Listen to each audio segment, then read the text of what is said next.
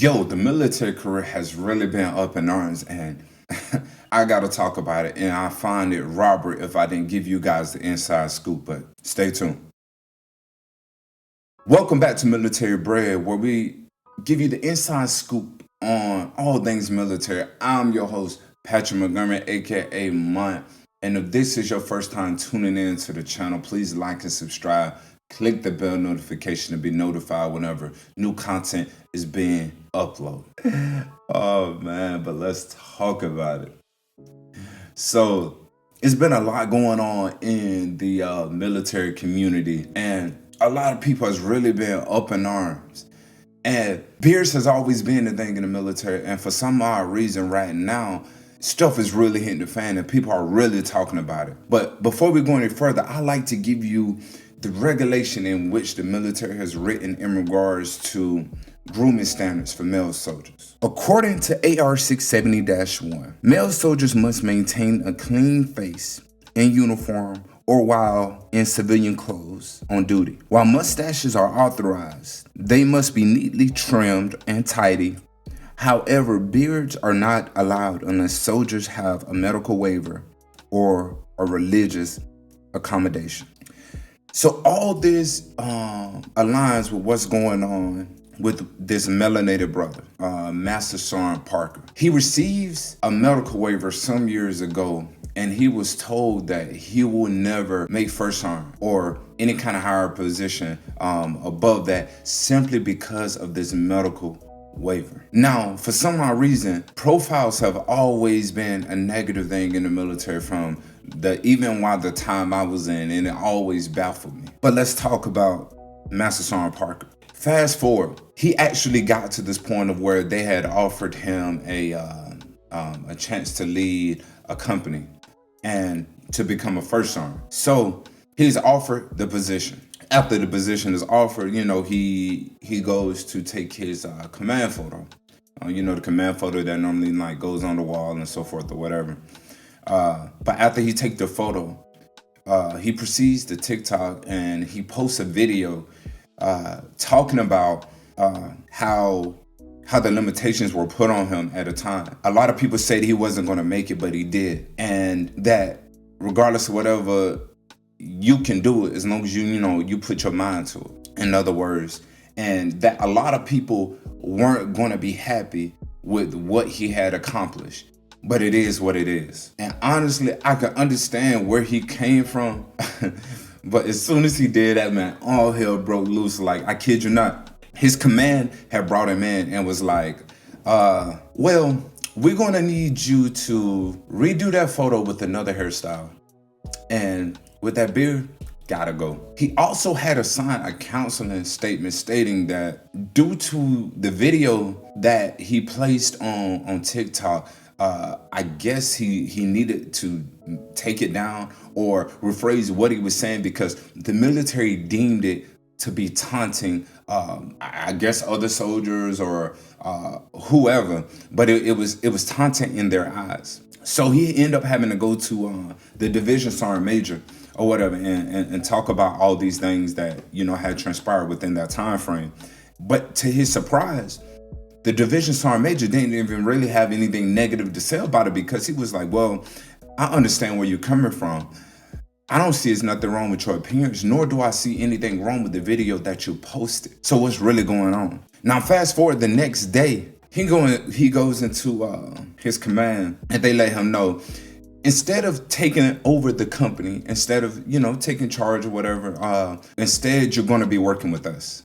Now, this is the most absurd thing I ever heard before in my life. Like, how do you give this man a position at first, but because of how all this stuff that happened, now all of a sudden, now y'all want to renege. Now y'all want to slide the envelope and tell them like, hey, we know what we said, but go ahead and put your hose down because you ain't getting it. And honestly, I respect Master Sergeant Parker for not acting out. Honestly, I gotta give it to his military parents, man. He gotta have it because Any other person, man, they would have went haywire. They would have really went off the book and started doing some wild stuff. And I feel like this is the hardest thing to do in the military, to remain militant, to remain level-headed, especially when they hit you with all this kind of different stuff. Like, it don't even make sense. And I don't even feel like it's fair that we're not even allowed to act out or show emotions to what's being done to us. What we're honestly supposed to just bend over and take it. And honestly, to me, this is just foul, because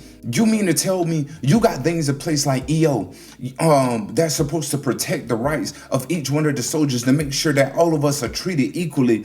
But when it comes down to different things like this, you're showing that EO shit is bullshit. It's fucking bullshit. And but I digress. I feel like it makes no sense. How do you have something like this in place and you mean to tell me that y'all not gonna even enforce it? And even if you do enforce it, chances are it's just gonna get swept under the rug based on whoever the individual is. Because you mean to tell me this man is a sapper, this man is a ranger, this man is there 18 years in. You don't feel like he deserves a chance to lead soldiers. He don't get the chance to actually lead a command to show, new soldiers that you can break past any barrier that's put before you. You mean to tell me he's not able to do that? He's not able to set the example. He's not able to show other melanated soldiers that regardless of the stipulation and the speculation that's put on your life, that you're not able to get outside of that box simply because of your appearance. It doesn't make sense to me. But even thinking about when I was in Korea or whatever, my old sergeant major, I mean, he was I think he was Puerto Rican or whatever, but he always made the issue about, black soldiers and how they had their hair. Simply because somebody had an afro, and the afro probably really wasn't even that big. Oh, you need to go get a haircut because your hair looks untamed. Your hair looks, and I'm just like, honestly, just be up in front. You're saying our hair looks nappy, so we either need to cut it, or honestly, that's really what you want us to do. Oh, your hair is too long. It's not within regulation. It's not within accordance to AR 670-1. What you mean to tell me this other soldier, my fellow battle buddy? Yeah, he's Caucasian. His hair long as fuck, is combed over with the part, and you mean to tell me you don't see nothing wrong with that? But because I have a mid fade and that I got a little hair on my head, you mean to tell me that is out of regulation? It doesn't look professional. It really makes me question what's really going on. What's really going on with this whole situation? Like, are y'all taking this opportunity away from this man simply because he doesn't shave? Are you really taking this opportunity away from this man because, he has coily hair? Or is it simply because the color of his skin and you don't want him to empower other melanated brothers in the military because you want to control how we look? You want to control the narrative. You want to place us in a box. You want to say what we can and what we can't be. I feel like it's always been like that in regards to melanated people, but I don't want to seem biased to the whole situation, but it really makes me scratch my head like what's really going on with everything happening in the world, how much everything has changed and how everything has evolved. Like once before in the corporate world, they frowned upon tattoos. They frowned upon certain appearances. That was then. But now you're starting to see all those things have gone away.